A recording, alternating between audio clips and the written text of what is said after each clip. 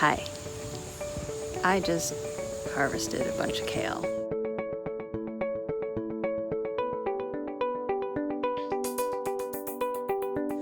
It's way more than I can eat, even though it goes through that whole magic of disappearing when you cook it. It's more than we can get through. And so I am going to blanch it and chop it up a little and freeze it. I rinsed it off using the salad spinner, but without spinning it because I'm gonna dump it into boiling water in a couple minutes anyway. But while that water is getting hot, I'm gonna chop it up. Here's what it looks like before chopping.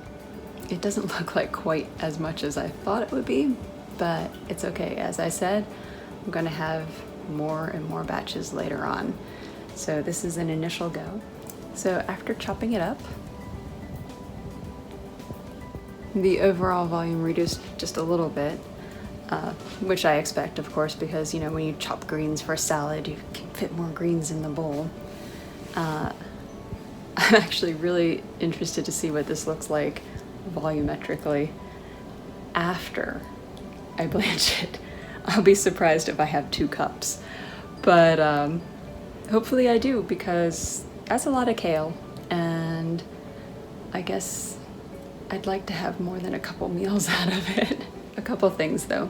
The BT that I sprayed on it the other week, I think it was about a week and a half ago, maybe 2 weeks, it worked wonders. So the damage that I had been experiencing on the kale from the caterpillar worm is almost gone entirely. And it's amazing. I didn't see any. I looked under the leaves. It's great. I have a little bit of damage from slugs, but it's not so bad. And so I'm really excited about that. And the other thing is I figured out why my kale bolted. So kale itself is a biennial. It's not supposed to bolt until the 2nd year. Mine bolted the 1st year. Why? I was racking my brain. And I looked it up, but the kale that I have is actually the premium kale from M.I. Gardner.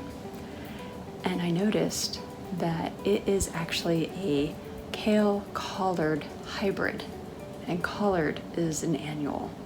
So that pretty much explains why my kale bolted. It's really great stuff. I love it. It had fantastic germination. It tastes good, and obviously it grows really well. It grows a lot more prolifically than the kale that I had the previous year. So I'm gonna use more of it, and in fact I'm gonna see if I can save some seeds from the kale that actually did bolt. I'm still waiting for those to dry out. So it's nothing that I can sow right now for fall planting, but in the spring, I should be able to see if I can reproduce the results. So I'm kind of excited by that. It looks like I'm gonna have to do this in 3 batches because it doesn't all fit in the pot. I knew it wouldn't, but I thought I might have been able to do 2 batches. No such luck. But see, it's back at a rolling boil. As rolling as it can be when it's that full and filled with kale and such. And so I'll blanch it for about 2 minutes now, and then put it into my cold water bath for about 2 minutes, and then spin it out. No predefined time for that. And then I thought I would squish it into these. Each one is about half a cup. Again, I'll be surprised if I get 4 cubes filled, but it sure will make it easier to use later.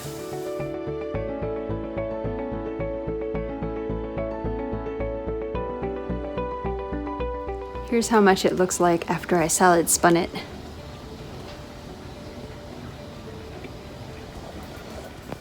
Maybe I'll have more than I thought. It's not looking bad. Not quite 3 half-cup cubes, and I still need to squeeze 2 more batches in. So it looks like I'll at least fill up all 6. We'll find out. 6 almost half-cup cubes of blanched kale. And I will put that in a baggie and throw it in the freezer. Once it's frozen, I will pull it out and just leave it in the plastic bag. And that'll be good It should be good, like I would assume 3 to 6 months, but it won't last me that long.